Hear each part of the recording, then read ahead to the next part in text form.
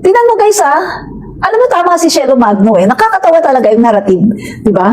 Sabi nga ni Shelo Magno, parang napaka-TANGA naman ni PBBM kung aantayin pa niya talaga itong si Saldico. Kung mag-uutos pa talaga siya na mag-insert sa BICAM, pwede naman niyang ilagay yun sa NEP dahil Pangulo siya ng Pilipinas.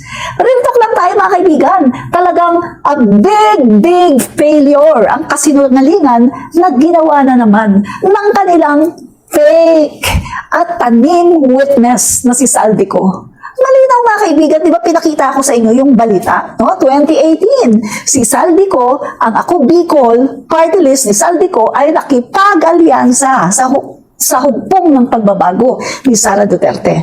At as early as 2019, mga kaibigan, meron ng magandang relasyon si Saldico sa Duterte administration.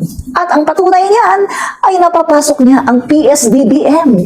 See, yung laptop scandal na ang nagpasabog nito mismo ay si Sara Duterte na nung siya daw ang DepEd Secretary ay inimbestigahan daw niya to at ginamit daw ang confidential funds, no? So, hindi lang yan yung formally pa. So, ibig sabihin, panahon pa lang ni Duterte na mamayagpag na si Saldico. So, kung titingnan natin, 2019, 2020, 2021, 2022, mas mahaba ang pinagsamahan ni Saldico at ng mga Duterte.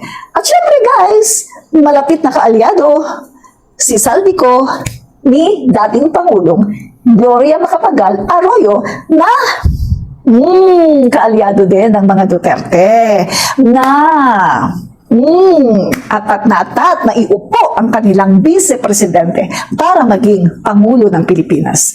Alam na des, mga kaibigan, huwag tayong magpapaloko. Gamitin ang utak, mga kaibigan. Gamitin ang isip.